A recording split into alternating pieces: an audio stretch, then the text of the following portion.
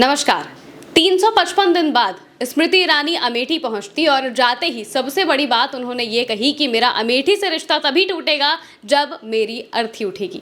यानी कि उन्होंने अब वो ये बात समझ चुकी हैं कि उन्हें अपनी राजनीतिक जमीन अमेठी में ही तलाशनी होगी, वरना बीजेपी उन्हें कुछ नहीं देगी। एक और सवाल ये है कि क्या स्मृति ईरानी विधानसभा चुनाव लड़ने वाली है?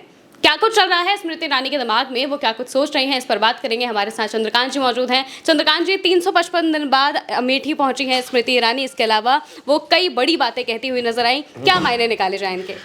स्मृति ईरानी जो हैं अमेठी की दीदी, अमेठी की सांसद रहीं, 3 चुनाव लड़े, 14 और 19 और 24। 14 और 24 हार गई, 19 में जीती, सांसद बनी, मंत्री बनी, सब कुछ रहा। 355 दिन बाद, बिल्कुल आपने ठीक बताया, 355 दिन बाद वो अमेठी लौटी। अमेठी गई, गौरीगंज गई और जहाँ जहाँ वो जाती रही हैं वहाँ गई। स्मृति ईरानी ने वहाँ पर एक बात कही। स्मृति ईरानी ने कहा कि मेरा और अमेठी का रिश्ता दीदी का रिश्ता है, ये तभी टूटेगा जब मेरी अर्थी उठेगी। यानी एक जो उनकी हमेशा से आदत रही है इमोशनल टच देने की, वो उन्होंने किया वहाँ पर।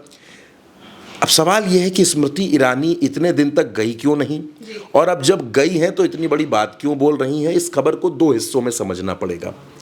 देखिए, जाहिर सी बात है, स्मृति ईरानी को बुरा लगा था जब वो अमेठी में चुनाव हारी थी। उसके बाद 1 साल तक उन्होंने इंतज़ार किया। उन्होंने सोचा कि हो सकता है कि भारतीय जनता पार्टी उनके लिए कुछ बेहतर सोच रही हो, भारतीय जनता पार्टी उनको राज्यसभा भेज सकती हो। ऐसा कुछ नहीं हुआ। फिर उनको लगा कि हो सकता है भारतीय जनता पार्टी उनको दिल्ली का मुख्यमंत्री बना दे जी।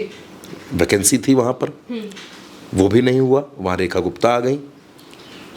स्मृति ईरानी को उम्मीद थी कि भारतीय जनता पार्टी में उनको कोई बड़ा पद मिलेगा, वैसा भी कुछ नहीं हुआ। वहाँ से भी खाली हाथ रह गई। कहीं से उनको एमएलसी भेजने की ऐसी भी कोई चर्चा कहीं कुछ था नहीं। पद विहीन है, कोई पद है नहीं। टीवी में भी आजकल नज़र नहीं आती उतना ज़्यादा। तो स्मृति ईरानी को लगा कि आप घर लौट चले, जिस अमेठी को छोड़ कर आए थे उस अमेठी वापस चलते हैं, वहीं पर बैठ के करेंगे, लोगों से मिलेंगे, मजबूत करेंगे और 29 के चुनाव की तैयारी करेंगे। एक तो ये इसमें पहलू समझ में आता है। दूसरी बात यह है कि स्मृति ईरानी ने जो बात कही है, स्मृति ईरानी ने जिस तरीके से रिश्ता जोड़ा है, तो लोगों के बीच में एक सुगबुगाहट शुरू हो गई है। और वो सुगबुगाहट इस बात की है कि क्या स्मृति ईरानी अमेठी में किसी सीट से विधानसभा का चुनाव भी लड़ सकती हैं क्या? गौरीगंज खाली है, वहां पर जो राकेश प्रताप सिंह है वो सपा के बागी हैं। क्या स्मृति ईरानी विधानसभा चुनाव लड़कर और फिर अगर सरकार बन जाती है तो किसी बड़ी भूमिका में उत्तर प्रदेश में आने की तैयारी तो नहीं है? या फिर अगर ये 2029 की ही तैयारी है तो क्या अब स्मृति ईरानी लगातार अमेठी आती रहेंगी? क्योंकि उन्होंने अमेठी से रिश्ता जोड़ा है, ये तो सबको समझ में आ रहा है।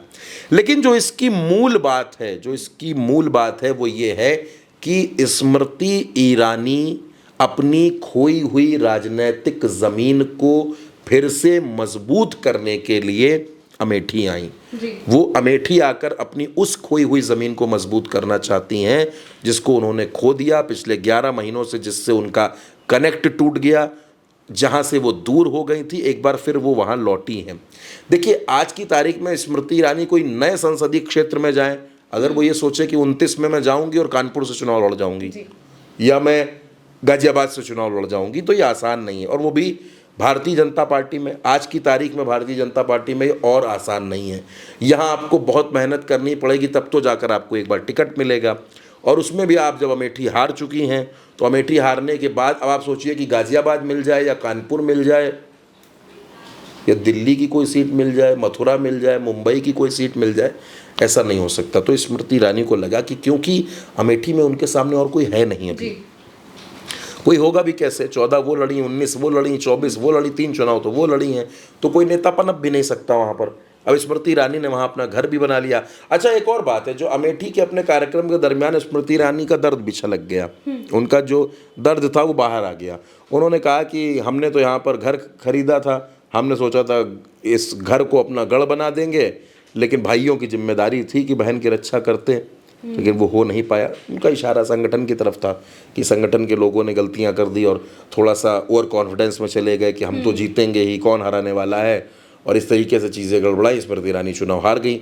अब स्मृति ईरानी फिर लौटी हैं, कहते हैं ना कि एक बार फिर आई हैं, तो अब क्या करेंगी, नया क्या करेंगी, क्योंकि उन्होंने रिश्ता तो जोड़ा कि भाई अर्थी उठेगी तभी रिश्ता टूटेगा, तो एक इमोशनल कनेक्ट बनाने की कोशिश की। फिर वो कई लोगों के घर भी गई जहाँ कुछ दुखद प्रसंग हो गए थे, उनके घरों में गई, गले लगी, ढांढस बंधाया, आंसू पोछे, बहुत सी चीज़ें स्मृति ईरानी ने अपने एक दिन के दौरे में की है। अब देखना होगा आगे उनका कार्यक्रम कैसे रहता है। फिलहाल ये देखने में लग रहा है कि एक बार फिर स्मृति ईरानी ने अमेठी से अपनी जो डोर थोड़ी सी कमज़ोर पड़ गई थी, अपनी राजनीतिक ज़मीन को बचाने के लिए उसे मजबूत करने की कोशिश शुरू करती है। बिल्कुल, और इसीलिए स्मृति ईरानी अमेठी में नजर आई। इसके अलावा बहुत सारी बातें उन्होंने कही, लोगों से मिलने की कोशिश की, लोगों से वो वापस से कनेक्ट होने की कोशिश कर रही हैं और अपनी राजनीतिक ज़मीन को और मजबूत करना चाह रही हैं। जो अभी बीते दिनों हमने देखा जिस तरह से वो गायब हो गई थी, अब वो वापस आ गई हैं और अब हो सकता है कि वो अमेठी में अपनी ज़मीन को और मजबूत करें।